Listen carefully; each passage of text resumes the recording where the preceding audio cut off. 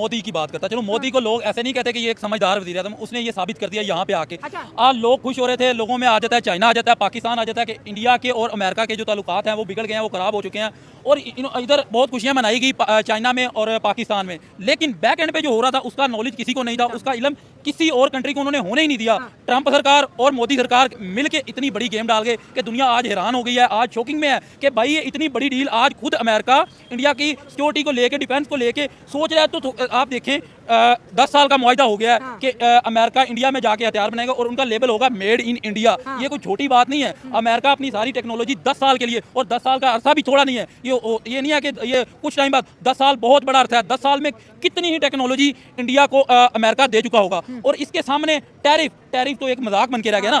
आपकी तरफ एक तरफ टैरिफ हो, एक तरफ आपका डिफेंस हो, तो जो तरक्की याफ्ता मुल्क होंगे वो हमेशा अपने डिफेंस को चूज करेंगे। और ये जो टैरिफ है ना, ये एक दिखलावा बन के रह गया। ये तो ट्रंप ने अपनी समझ लें कि उसने कहा कि चलो यार मेरी थोड़ी सी इज्जत रहने दो, तो ये ट्रंप टैरिफ को आने दो आगे। लेकिन असल चीज़ थी डिफेंस, वो अंदर गेम। एक ऐसी ताकत है, एक तो वो दुनिया की सबसे बड़ी डेमोक्रेसी है। पहली बात तो ये हो गई। दूसरी बात ये है कि इंडिया की जो इस रीजन में रेलेवेंस है ना, वो अमेरिका ने कोई नहीं इग्नोर कर सकता। जिस तरह हम देख रहे थे कि हम वर्ल्ड पॉलिटिक्स को फॉलो कर रहे थे कि इंडिया और अमेरिका के दरमियान जितने भी ताल्लुकात थे ना, वो बिल्कुल खत्म होते जा रहे थे। उनके बीच में जो ट्रस्ट इशूज थे वो दिन ब दिन बढ़ते जा रहे थे। तो हमें लग रहा था कि ये ट्रंप इससे आगे 50% से आगे जाएगा। जिस तरह उन्होंने कहा था कि हम रशिया पे, तो उन्होंने 10,000 के करीब पाबंदियां लगाए थे, लेकिन वो सेकेंडरी पाबंदियां लगा रहे थे, यानी जो उनके साथ ट्रेड करते हैं ना उनको भी इफेक्ट करो। हमें इस तरह लग रहा था।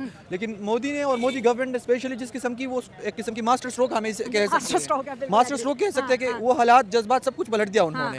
और मुझे खुद हैरानी हो रही है। और इतनी बड़ी बहुत बड़ी डील, नो डाउट अमेरिकन हथियार जो भी है ना वो बैटल हार्डेंड है।